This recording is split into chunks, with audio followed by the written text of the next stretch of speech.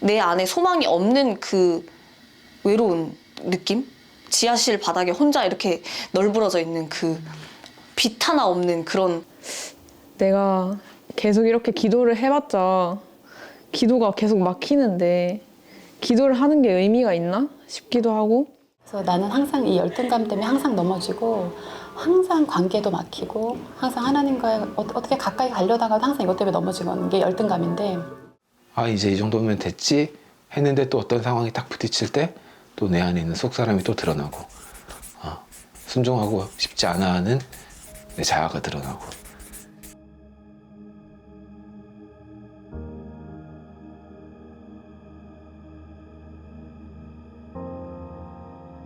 올 한 해는 내가 여기 한국에 들어와서 너무 하나님과 가까워지고 싶고 너무 더 알고 싶고 그런 시간을 막 보내고 있는데 하나님께서는 반대로 나의 민낯을 하나하나 이렇게 꺼내서 보여주시더라고요. 저는 올해 되게 하나님이 제 안에 깊게 갖고 있었던 어떤 문제와 상처들을 다 이렇게 수면 위로 꺼내시는 한 해였는데, 현이가 우리 딸이 태어났고 기쁜 일이 있었고 선물같이 주어진 게 많았던 한 해였는데, 광야가 나한테 뭐가 있을까, 어떤 게 광야일까 생각을 했을 때 육체적으로나 어떤 정신적으로 힘든 일이 꼭 그것만이 광야가 아니겠구나 라고 생각을 하게 됐고. 일단 광야라기보다 제가 약간 하나님을 피하는, 그러니까 하나님한테서 숨어 있는 그런 일이 있었는데, 그러니까 해외 생활 5년 하는 동안 굉장히 힘든 시간을 보냈는데, 내가 그 전에 다녔던 교회들은 성령 이런 것도 굉장히 절제하고 이제 그런 데를 다녔었는데, 이 세상에는 채식주의자도 있고 육식주의자도 있고 이렇게 같이 먹는 사람들도 있고 한데 뭐가 틀렸다고는 말을 못 하잖아요. 근데 그쪽 내가 예전에 다녔던 데서는 고기는 나빠. 고기는 나쁘니까 몸이 안 좋으니까 아예 먹지 마. 이런 식으로 이제 배웠던 거죠. 이제는 정말 주님, 제가 영원한 것을 위해서 제 방향키를 잡습니다. 근데 진짜 아이러니한 게, 내가 그렇게 내 삶의 방향키를 1순위를 영원한 것에 딱 두니까 그럼 잘 풀릴 줄 알았거든요. 근데 그때부터 광야가 시작이 되는 거예요. 고통스러울 정도로 외롭더라고요. 정말 그 외로움에 바닥을 쳤어요. 그래서 그 끝까지 하나님이 데리고 가시는 거예요. 그래서 처음에 너무 당황스럽고 하나님한테 원망이 올라왔어요. 초반에 코로나 초반부터 되게 힘들었어요. 현장 예배를 못 드리니까 온라인으로 집중하기도 힘들고, 근데 또 기도는 안 풀리고 이런 느낌이 계속 들어서 내가 계속 이렇게 기도를 해봤자 기도가 계속 막히는데 기도를 하는 게 의미가 있나 싶기도 하고, 그래서 기도하는 시간을 좀 피했던 것 같아요. 이제 시험에 합격해서 이제 발령이 여수로 나게 됐는데, 첫날 내려갔던 첫날이 기억이 나요. 그 첫날 어땠냐면 되게 많이 울었어요. 근데 되게 그리웠던 집이긴 한데, 막상 집에 갔더니 내가 왜 여기 와 있지? 내가 꿈꾸는 방향은 이게 아닌데 왜 내가 여기 왔지? 근데 하나님이 저한테 분명히 주셨던 마음은 내가 너랑 함께 간다 라는 마음이었고, 근데 내려가서 되게 울면서 하나님한테 기도했던 게 뭐였냐면, 하나님 이 기간이 길어지지 않았으면 좋겠어요 라고 기도했거든요. 그런 데서 오랜 시간 배우다 보니까 내가 다른 교회에 가서 적응을 하기가 너무 이제 힘들었던 거예요. 그런 신앙생활을 예전에 하면서 내가 주위 사람들한테 굉장히 피해를 줬었어요. 그러니까 이게 맞아, 그거 안 돼, 막 이런 식으로 주변 사람들에게 굉장히 가까운 지인, 가까운 가족들한테 내가 너무 상처를 주고 힘든 시간을 보내게 했었는데, 이 원망이 여기까지 차가지고 기도가 한 2주 동안 막히더라고요. 아버지란 말이 안 나온 게 처음이었어요. 그런 것들을 되게 느끼게 되면서 이제 정말 매달렸죠, 하나님께. 이거 좀 주님 치료해 주세요. 그래서 자꾸 기도하는 시간이 줄어가고, 그래서 너무 힘들었는데, 제가 기도를 안 하고 하나님과 대화를 중단을 한 거잖아요, 어떻게 보면. 그래서 그런지 예배도 좀 안 풀리게 되고. 막상 이제 아이가 출산하고 하나님이 저에게 그 시기쯤에 다시금 저를 이렇게 부르시는 게 있었는데 제 속사람이 처음 그 마음과 다르게 내려가서 지냈던 그 여수에서의 생활이 더 매력으로 다가오는, 그래서 저희 와이프랑도 얘기를 했어요. 한 번씩 우리가 그냥 여수에서 살까? 라는 생각도 했고, 와이프도 그 출산을 위해서 잠깐 내려가 있는 동안에 여수를 경험했는데 마음에 들어 하더라고요. 되게 일단 서울은 우리 집이 없고 집을 구하려면 경제적으로 많은 물질이 필요하고, 이런 그러니까 현실적인 것들을 자꾸 생각하게 되는 거예요, 저는. 그래서 하나님이 이 세상을 이렇게 쫙 보여주시면서 경연아, 이 세상을 누가 만들었지? 물어보시더라고요. 그래서 주님이십니다. 내가 누구지? 주님 제 아버지세요. 그렇게 얘기를 하면서 내가 누구인지, 내가 진짜 왕의 자녀구나, 이런 게 되게 딱 깨달아지면서 되게 그 열등감도 정말 신기하게 치유가 되더라고요. 제가 진짜 이렇게 포기하고 싶다 이런 생각이 들 때쯤에 한 번씩 은혜를 엄청 부어주시더라고요. 그래서 오히려 제가 그렇게 숨을수록 넘어지는 저를 한 번 더 이렇게 일으켜 주시는 하나님을 경험할 수 있었어요. 그게 너무 미안하고 잘못됐다는 거를 하나님이 하나씩 하나씩 깨닫게 해주셔서 내가 그거를 인정하고 또 사과하고 회복되어지는 그런 시간을 갖게 되었어요. 내가 그동안 열심히 했는데, 이렇게 열심을 다 했는데 내가 틀렸단 말이야. 그거를 인정하기까지가 너무 힘들었는데 계속 기적적으로 하나님께서 그렇게 가르쳐 주시니까 인정할 수밖에 없었고, 또 사과도 할 수 있었고, 그런 시간을 아까 와이프랑 얘기했던 부분에 있어서도 서로 결국에는 그런 고민이 될 때도 서로 질문을 하는 거예요. 하나님이 우리에게 이 킹스웨이 교회를 통해 우리에게 주시고자 하는 어떤 부르심이 있는데 그게 바뀌었냐고, 하나님이 새로 뭐라 말씀하신 거 있냐고 라고 얘기하는데 할 말이 없는 거죠.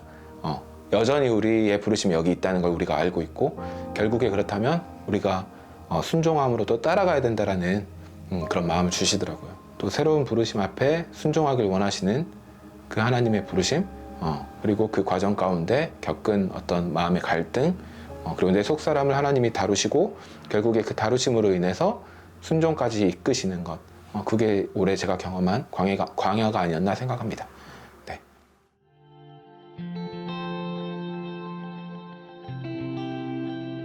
제가 찬양하는 걸 엄청 좋아하거든요.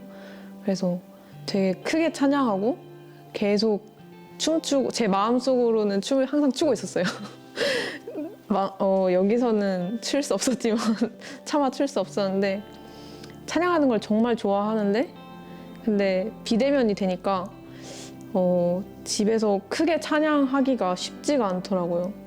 그래서 되게 그게 힘들다고만 생각을 했는데, 제가 찬양을 크게 안 하다 보니까 가사를 더 되뇌이게 되면서 이제 가사를 더 묵상하게 되고, 아, 내가 찬양하는 행위에만 집중을 하고 있었구나, 이런 생각을 하게 되더라고요. 원래 가사에 대해서 그렇게 깊이 생각해 보거나 그런 적이 없었는데, 오히려 제가 찬양하는 행위보다 이제 본질에 집중을 하게 되면서 그런, 제가 진짜 무슨 찬양을 하는지 알고 찬양을 한다는 게 크게 느껴졌던 것 같아요. 제가 항상 기도를 하고 느꼈던 게, 크신 하나님, 이 만물을 지으셨잖아요. 그래서 크신 하나님에 대해서 계속해서 알기를 원했는데, 그 찬양 가사를 이렇게 묵상하다 보니까 정말 하나님 없이는 할 수 있는 게 없구나, 그런 거를 더 느꼈던 것 같아요. 제가 하나님이랑 씨름하고 세상에서 실갱이하고 이런 과정에서 되게 형식적으로 하는 예배에서 약간 생동감이 생긴 예배로 바뀐 것 같아요. 정말 하나님이 나한테 정말로 힘을 주시는 분이고, 정말 이 상황을 통제하시는 분이 정말 하나님이시고, 정말 찬양이 또 달라지고, 정말 예배하게 되고 그분을. 그래서 더 이상 이제 이 기도 제목이 나의 문제, 나의 감정, 나의 죄, 이런 거에 갇혀 있는 게 아니라 이런 하나님 차원의 기도를 좀 더 할 수 있게 된 그런 것들이 저한테는 되게 큰 변화인 것 같아요. 이것도 참 역설적인데 더 고통과 더 부담은 많은데 더 행복하고 더 평안해요.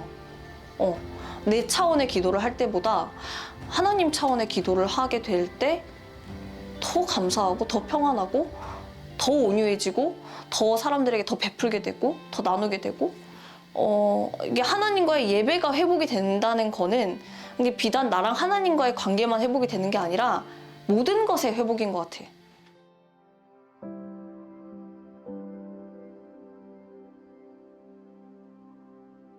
올 한해 하나님이 나 이제 찾아오신 하나님은 친밀한 하나님. 그러니까 그 전까지 하나님은 나한테 너무 거룩하고 너무 그분은 멀어. 내가 어떻게 감히 내 생활과는 너무나 동떨어진 그런 신앙생활을 했었다면 올해는 이제 예배와 말씀을 통해서 자꾸 나한테 이제 말씀해 주시고 굉장히 친밀하게 나한테 다가오시더라고요, 하나님이. 그래서 생활에 자꾸 하나님을 내가 이렇게 끌어들이는 시간이었어요. 그래서 예전 같으면 집에서도 그냥 내가 하고 싶은 말 내 뜻대로 그냥 그렇게 했었는데 지금 내가 어떻게 말해야 되지? 이건 어떻게 결정해야 되지? 그래서 자꾸 하나님을 내 삶에 이렇게 자꾸 끌어들이는 그런 시간이었어요. 그러니까 하나님이 너무 좋고 너무 사랑하고 싶고 너무 가까이 하고 싶고 이런 시간을 보냈어요, 사실은. 그냥 진짜 너무 진부하지만 사랑의 하나님.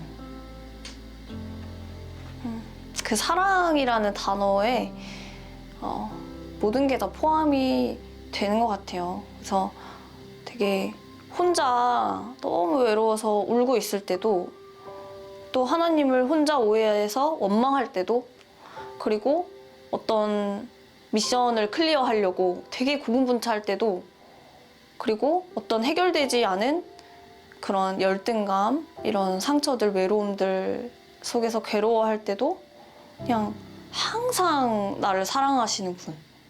저에게 가장 크게 다가왔던 하나님은 저희를 사랑하시는 하나님이거든요. 제가 정말 하나님과 멀어졌다고 느껴졌을 때 하나님의 사랑을 못 느끼겠는 거예요. 그래서 하나님이 우리를 사랑하셔서 예수님을 보내주시고 그 예수님이 우리를 위해서 십자가에 못 박히셨다. 그게 제 마음에 와닿지가 않는 거예요, 그 시기에. 그래서 정말 기도를 하다가 그때가 금요 기도의 시간이었는데 기도를 하려고 이제 딱 찬양을 틀어주시는데 갑자기 막 눈물이 나는 거예요. 그러면서 저한테 마음을 주셨는데 저희를 기다리시고 계속 저희를 사랑하신다는 마음을 엄청 크게 부어주셔가지고 그때 진짜 엄청 울었던 것 같아요. 왜냐면 저는 계속해서 죄를 짓는 인간이고 되게 연약한데 그런 우리를 위해서도 이제 계속 기다려주시고 우리를 사랑해주시는구나 이런 게 되게 크게 와가지고 그 이후로는 이제 그 사랑을 제가 잃고 싶지가 않아서 그 사랑에 대해 더 기도를 했어요. 그 사랑을 잃지 않기 위해 제 옆에 항상 있어 주시라고 기도를 많이 했는데 그래서 저에게 가장 크게 와닿았던 하나님의 형태는 사랑이다. 네. 어느 한 날 하루에 노숙자 같은 분을 3명을 만났어요. 제가 시간도 달랐고 장소도 달랐고 근데 그 사람들을 같은 날 이렇게 보여주시더라고요. 별 생각 안 했어요, 처음에. 저녁에 이제 씻으면서 생각을 했어요. 제가 그 상황에 어떻게 반응했는지를 돌아봤더니 전혀 내 마음이 그 사람들에게 동하지 않았던 걸 보게 하시는 거예요. 그러니까 제가 예전에 하나님께 했던 약속들을 기억하라고 하시더라고요. 제가 되게 젊었을 때 하나님한테 하나님, 제가 나만을 위해서 사는 삶이 아니라 가난한 사람, 억울한 사람, 억눌린 사람들을 위해서 살겠습니다. 하나님 위해서, 하나님 나라 위해서 그렇게 살겠습니다. 했던 기도가 있었거든요. 어느 순간부터는 그것들을 많이 놓치고 살았던 것을 기억나게 하시더라고요. 그래서 내가 하나님 앞에 했던 약속들, 그리고 하나님이 나한테 말씀하셨던 약속들이 있는데 내가 이것들을 놓치고 있었구나. 하나님이 그 약속들을 기억하라라고 말씀하시는 것 같았어요. 그것을 보여준 날 제 안에 어떤 게 있었냐면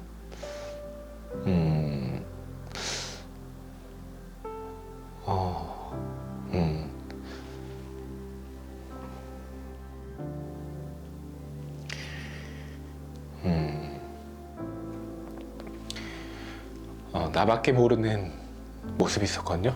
그게 뭐였냐면 나의 만족과 나의 유익을 위해서 사는 제 모습을 보게 하셨어요. 어찌 보면 나도 누릴 걸 누리고 싶어요 라는 마음이 있었던 것 같아요. 내 시선이 어딨지? 내 관심이 어딨지? 부르심을 따라간다고 생각하고 또 주신 마음에 순종한다고 걸어간다고 하는데 결국 나의 만족을 생각하려고 하는 그 모습을 보게 하시더라고요, 되게.